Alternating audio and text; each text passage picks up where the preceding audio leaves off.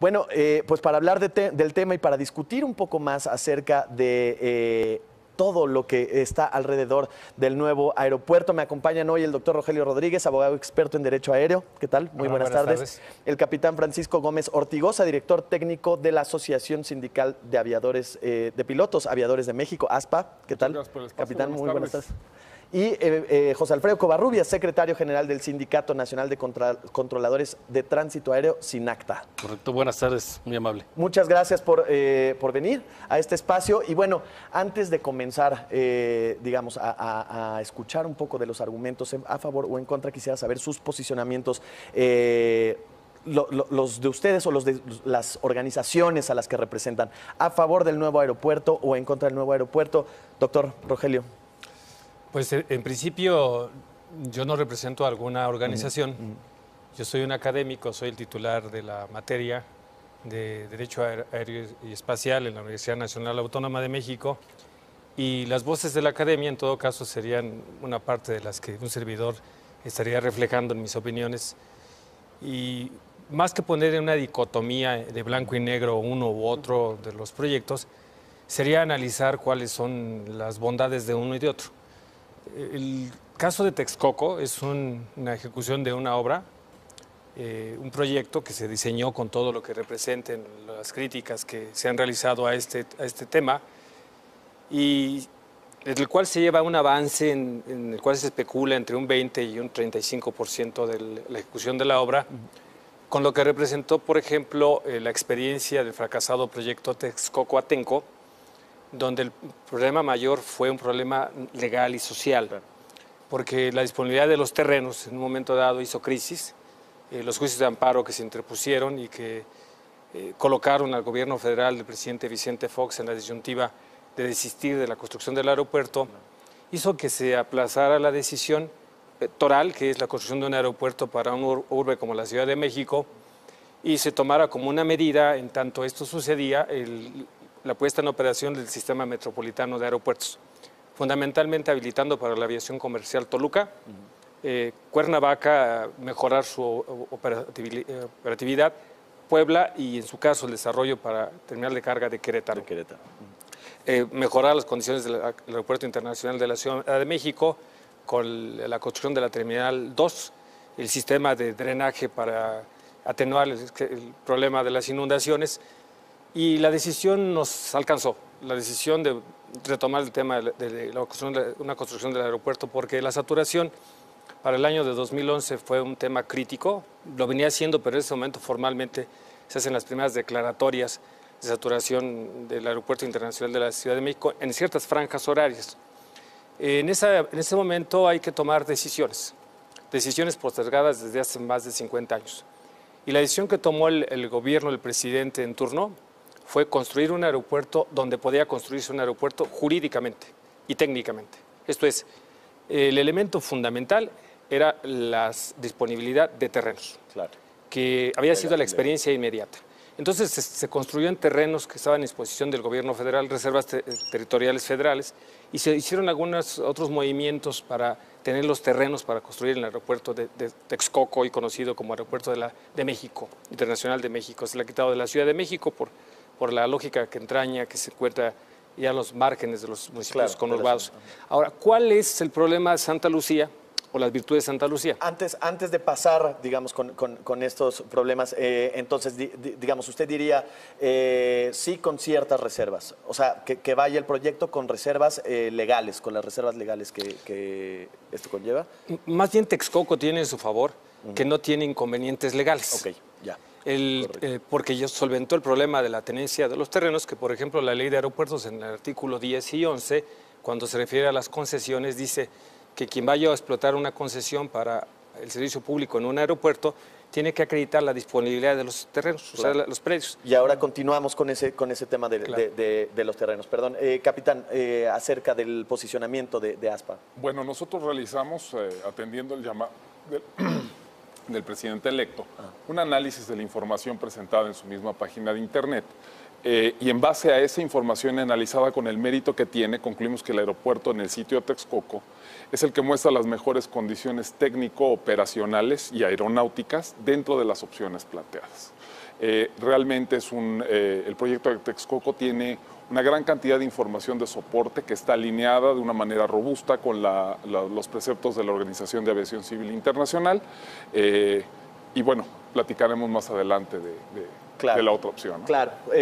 José Alfredo Covarrubias, secretario de SINACTA, del Sindicato de Controladores de Tránsito Aéreo. ¿Cuál es el posicionamiento? Para los controladores de tránsito aéreo, lo primordial es la seguridad. No tenemos otro interés más que mantener la seguridad de las operaciones, que éstas se desarrollen con toda seguridad, con plena confianza para los pasajeros en el aire y en la tierra. El aeropuerto actual, el Aeropuerto Internacional de la Ciudad de México, Benito Juárez, ya está rebasado. Pensar en una combinación con Santa Lucía puede sonar interesante, pueden operar así, pero la realidad es que el actual aeropuerto ya está rebasado y la necesidad es tener un nuevo aeropuerto. Ya no resulta muy viable, ¿no? Tiene ventajas y desventajas, puede operar, claro que sí, pero no resuelve el problema de fondo, claro, y menos a largo plazo. Y digamos, en términos de la seguridad, el posicionamiento es que vaya a Texcoco. Donde sea, pero necesitamos un nuevo aeropuerto. Correcto. Y ahora sí quisiera un poco entrar más en la discusión acerca de los puntos a favor y en contra de las dos opciones. Por lo pronto las que se plantean es el nuevo aeropuerto cerrando Santa Lucía y el Benito Juárez, o dejar habilitado Benito Juárez, aumentar la capacidad de Santa Lucía y de los aeropuertos circundantes. Desde el punto de vista legal, ¿esto es posible?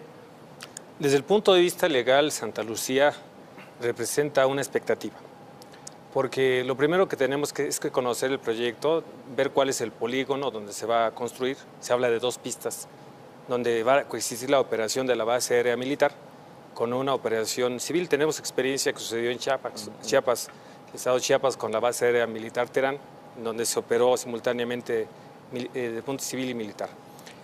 Construir dos pistas para la operación civil y edificar un edificio terminal representa hacer la demarcación del polígono, del espacio perimetral, de las reservas, y que se presente el proyecto para ver si esos terrenos, desde el punto de vista jurídico, se tienen disponibles. Okay. Esa sería una primera condición. ¿Hay algún análisis al respecto o no hay ningún análisis? Lo que se ha dicho es que están en marcha los análisis, que no se tienen completados los estudios para poder afirmar que están disponibles los terrenos. Hoy se podría decir que la experiencia nos conduce a señalar que no están mayormente disponibles los terrenos, pero hay una cuestión que quiero, desde el punto de vista legal, aportar a esta discusión.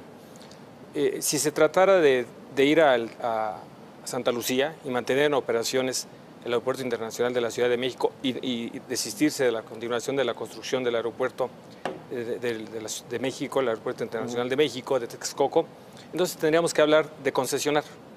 Concesionar bien a un particular, o concesionar a través de un mecanismo de excepción a la licitación, que es conformar una sociedad donde el 51% de acciones sean del gobierno federal y el otro tanto del gobierno del Estado, en este caso del gobierno del Estado de México. Claro.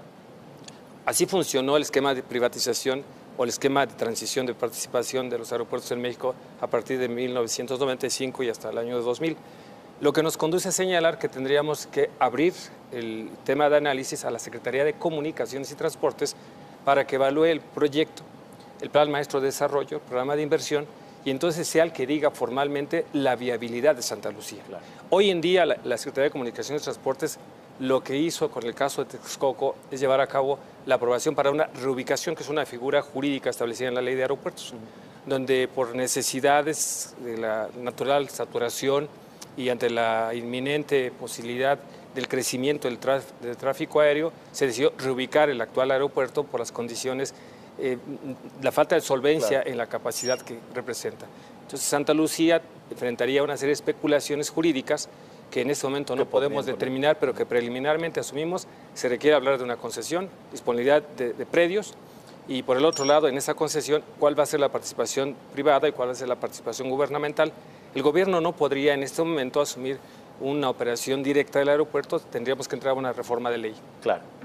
Para los capitanes, ¿qué implicaría este tema de Santa Lucía y ha sido complejo el análisis de este tema. Tenemos dos proyectos que son totalmente disímbolos, no son similares. Por un lado, tenemos un proyecto ampliamente estudiado, no estudiado de una manera novedosa. Este proyecto de Texcoco, la primera referencia que encontramos fue en 1969. El proyecto es prácticamente el mismo. Y desde 1969 hasta acá se han planteado una serie de soluciones, todas gravitando en el mismo lugar. Ya se tocó en algún momento del tiempo el tema de Lucía. Y bueno, en base a eso, más lo que la información que se nos proveyó, nosotros ¿qué encontramos? Que el aeropuerto de Texcoco reúne una gran cantidad de temas específicos técnicos de cumplimiento internacional muy necesarios para la industria. En términos de cómo diseñar un aeropuerto. Un aeropuerto no se diseña de las calles de rodaje o de la estación de metro hacia el cielo, es al revés, siempre se diseña del cielo al suelo, ¿no? El aeropuerto de Texcoco cumple con muchas tecnologías novedosas que van a permitir aumentar la capacidad de recepción de aeronaves con un alto margen de seguridad, con un alto margen de eficiencia y proveyendo una gran conectividad. Mejor que lo que podría brindar Santa Lucía y el Aeropuerto Internacional. A un Benito análisis Juárez. somero sí, porque no existe un estudio o una referencia seria que nosotros podamos tomar para tener un análisis completo. ¿Qué ha sucedido con el tema de Lucía? Con el tema de Lucía hay un documento que se titula Plan Maestro. Un plan maestro de un aeropuerto no es a ocurrencia de alguien. Un plan maestro de un aeropuerto se diseña conforme a procedimientos estandarizados de la Organización de Aviación Civil Internacional. Tema que el sitio de Texcoco sí cumple. El sitio de Lucía es un plano conceptual. Entonces, es muy difícil poder discernir entre los dos. ¿Por qué llegas a estas conclusiones? Porque es el sitio que te da la información necesaria desde una perspectiva técnica para poder dar tú tu voto de calidad y decir, muy bien, con la información presentada, el aeropuerto de Texcoco presenta las mejores condiciones. Perdón, ahí capitán, nada más quisiera intervenir en este sentido. Entonces está diciendo usted que realmente lo que hace falta sería tener más información o más análisis de lo que representaría el aeropuerto en Santa Lucía. O sea, es decir, y en este sentido agregaría, si hay más tiempo, podemos tener más tiempo, digo, de tener las obras, de tener los proyectos y decir, bueno, entonces vamos a estudiar de la misma manera como se estudió el aeropuerto en Texcoco, hacerlo en Santa Lucía. ¿Cree que esto sea viable? Realmente el tomar en términos de tiempo, tardas entre 4, 6, hasta 10 años en tener un análisis completo de toda la información requerida por la OASI para tú poder tener un programa de planeación aeroportuaria correcto y después ir a la etapa de diseño. La etapa de diseño es una etapa igual o más compleja que la etapa de planeación y después viene ya el desarrollo del aeropuerto. Realmente son muchos años de trabajo. Claro, y parece que nos come el tiempo, ¿no? Así es, y nos ha comido desde hace 50 años. Tenemos la oportunidad de poder desarrollar esta industria que estuvo atorada durante 25 o 30 años. Y el día de hoy estamos dando índices de crecimiento de un 7%, estamos aportando el 3% del PIB, en una industria que de magnitud es pequeña, pero su aportación económica y benéfica para los mexicanos es muy amplia. Claro. Oiga, ¿Qué nos perdón, dicen los controladores? Perdón, antes para continuar digamos, en esta división o en estas dos opciones que nos dicen los controladores, ¿tienen suficiente información para definir si es una buena opción Santa Lucía? Pues ya lo decía Paco, hay poca información respecto al aeropuerto de Santa Lucía.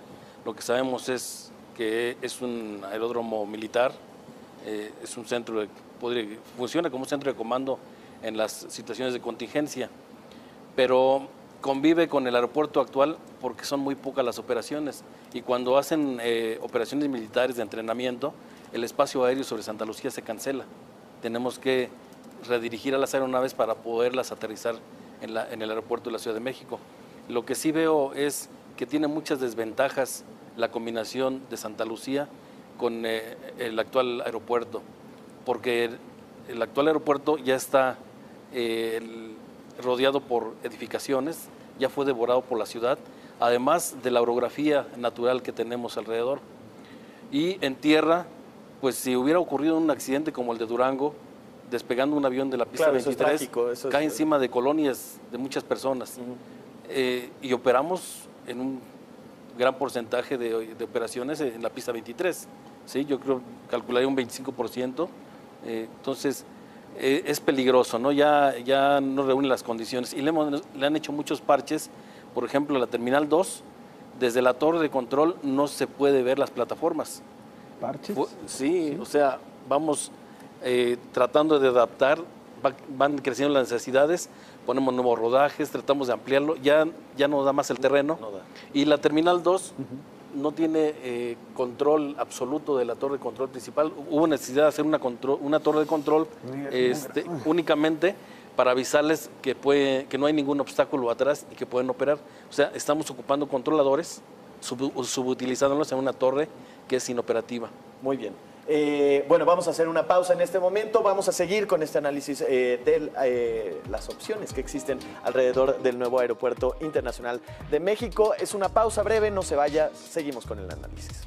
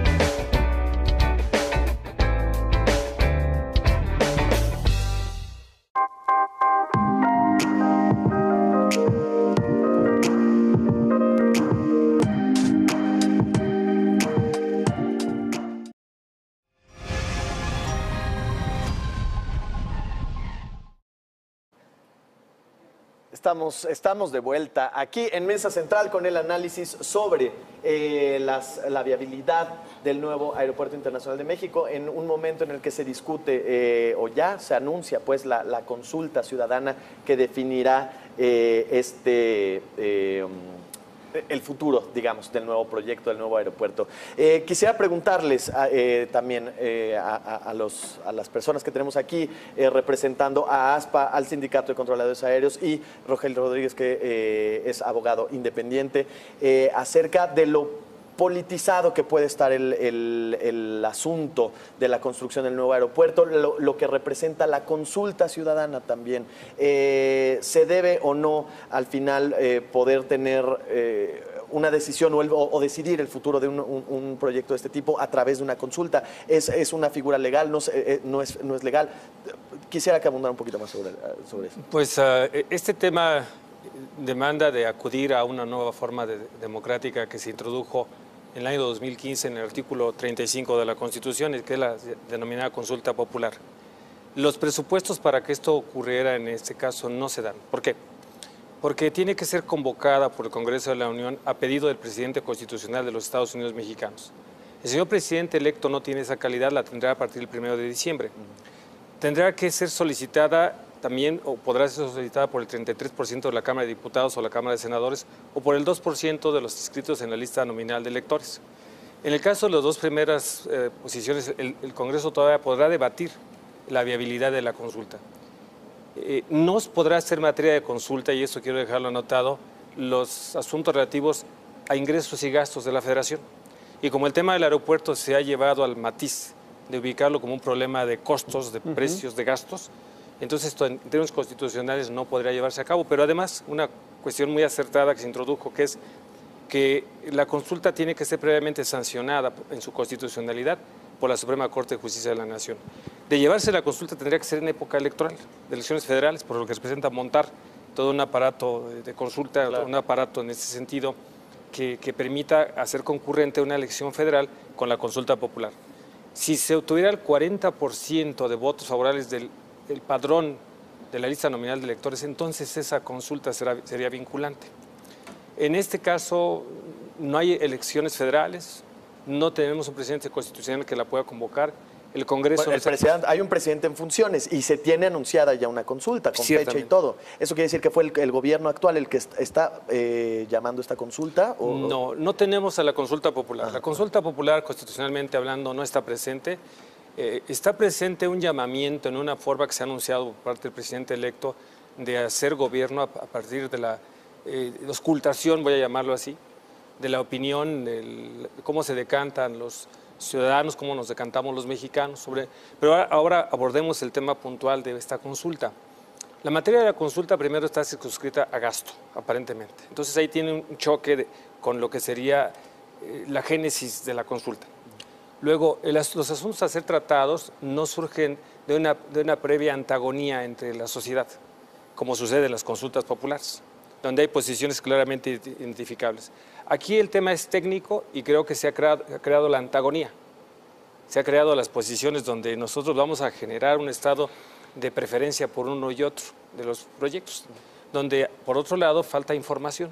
Los expertos en esta y otras mesas han dicho algo que es recurrente y sostenido. No se tiene información en el caso de Santa Lucía. Entonces, ¿cómo vamos a votar de algo que no estamos informados? Claro, que ahora también les quiero preguntar, o sea, hemos escuchado de muchos estudios que hablan de la viabilidad de uno y de otro. Hemos escuchado también que hay estudios, y lo veíamos al inicio del programa, que hay estudios que hablan acerca del impacto ecológico que tendría... Hemos tenido aquí inclusive... Exacto, en la mesa hemos tenido personas hablando sobre estudios realizados acerca del impacto del nuevo aeropuerto. ¿Qué decir acerca del... Vaya, de esta falta de información cuando en realidad lo que parecería es que no se aglomera en una sola fuente, digamos?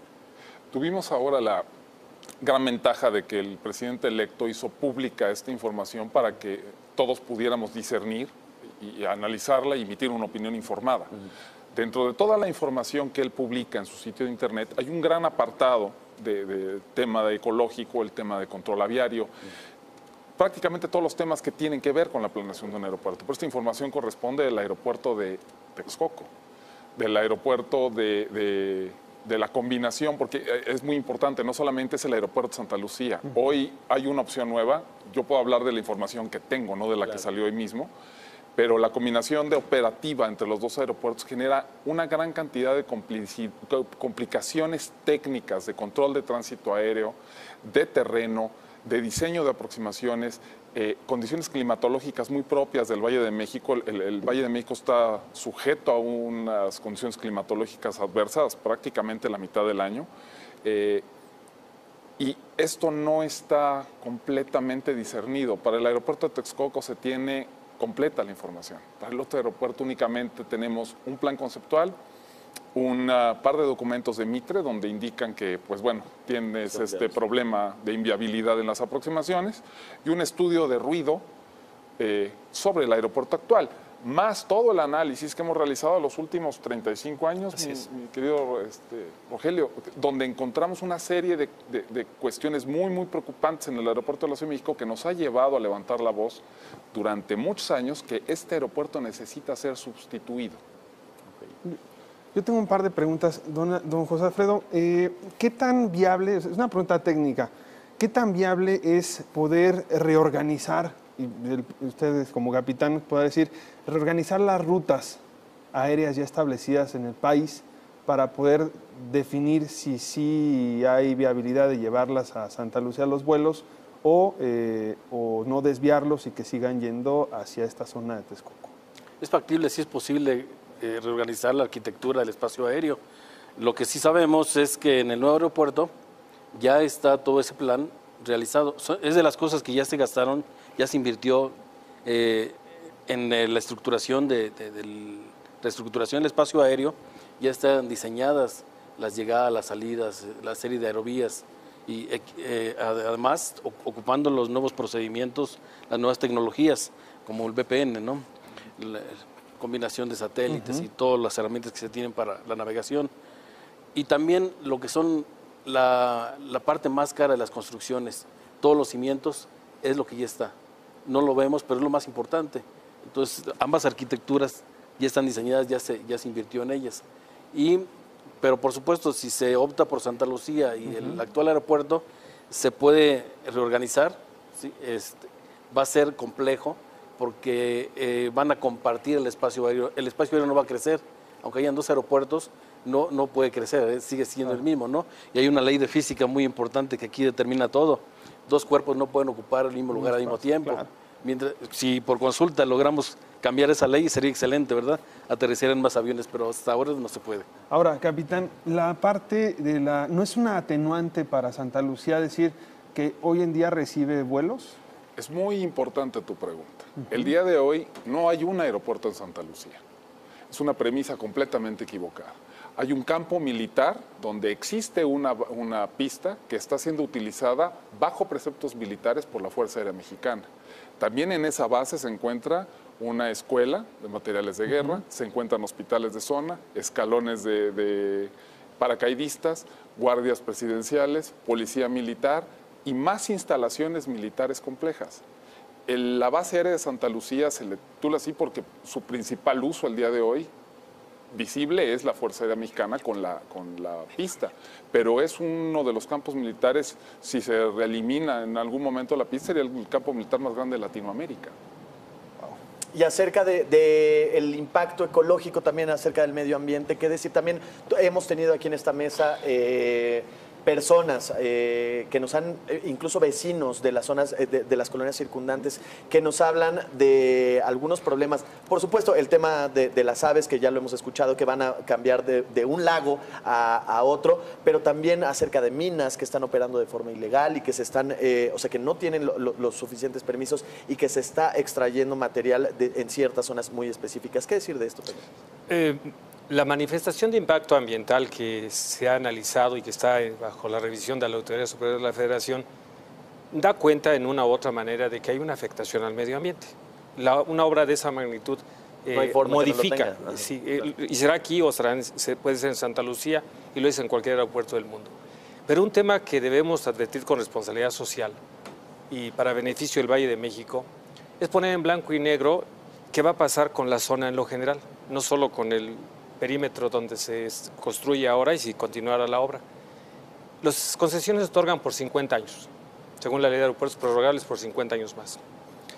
Bueno sería establecer desde ahora el destino, porque se habla del desarrollo de la zona, pues el desarrollo de la zona va a ser crear un espacio urbanístico ecológico de alta especulación comercial, un Santa Fe 2. Entonces, no hay manera de decir que no se va a transformar el espacio y que se va a trastornar el Valle de México, en alguna u otra manera. Si por lo contrario hacemos medidas de atenuantes, de mitigación, dice las disposiciones legales en materia ambiental, y establecemos un decreto a 100 años donde se prohíban las construcciones en derredor del polígono del aeropuerto y se garantice entonces los usos y costumbres de los pueblos originarios y se preserve sus condiciones más, se les den derechos preferenciales para participar en las actividades comerciales. Creo que el problema ambiental se lleva a otro plano, donde las medidas de mitigación, por ejemplo, obligarían al concesionario a llevar a cabo los rescates y protección de los espacios, pero además a rehabilitar probablemente Xochimilco o la zona norte, que es una zona árida. Esas son las medidas de mitigación. A veces no se pueden realizar en el mismo sitio, pero sí en espacios donde tengan efectos, filtraciones de agua, para no afectar los mantos lacustres. Un tema importante que ha causado mucha presión en contra de Texcoco. Y con eso quisiera también concluir. Tenemos 2 minutos más para conclusiones. Claro. Una de las posiciones es la preocupación de los pueblos. Los pueblos estaríamos satisfechos con un decreto a 100 años que dijera que se prohíbe la construcción de edificaciones y por lo contrario se ordenan medidas de mitigación en la zona. Interesante también ese tema. Esperemos retomarlo más adelante, capitán. Yo pondría como conclusión, tenemos que elevar el nivel de la conversación nacional, no irnos solamente sobre un tema coyuntural como es el aeropuerto. La industria aeronáutica es una industria de alto valor y requerimos una política aeronáutica integral de largo plazo que incluya este y muchos otros temas, porque el día de mañana sigue la saturación de Monterrey, Cancún, Guadalajara, Cabo, Tijuana, y vamos a estar en este tipo de desgaste nacional cada vez que tengamos un aeropuerto saturado o que cambie la relación internacional de México en términos de aviación, requerimos una política aeronáutica. Veremos qué nos espera, don José Alfredo. Sí. No se va a afectar la ecología se afectó. Toda la preparación del terreno ya está terminada. sucedió. Sí, y ahora cómo retrotraer todos esos cerros que devastaron para sacar el material es prácticamente imposible. O sea, no va a haber afectación, ya la hubo. Y a donde instalen el aeropuerto va a haber afectación ecológica. Lo importante es saber que es necesario un nuevo aeropuerto. Y como usted dice, perdón, Sí. ¿iba a continuar? Sí, y comparto la opinión de Paco. No, el tema no es el aeropuerto nada más de la Ciudad de México, sino todo el sistema nacional aeroportuario. Son 59 aeropuertos que dan posibilidad de crecer a la economía del país, no nada más a la zona central, porque están los poderes federales. Claro, por supuesto estaremos al pendiente de lo que salga de esta información. Muchísimas gracias por estar aquí. Estos espacio está abierto, así que esperemos verlos por acá nuevamente. Muchas Muchas gracias. gracias a usted por estar aquí en Mesa Central. Quédese con Mauricio Mejía y su Expreso Doble.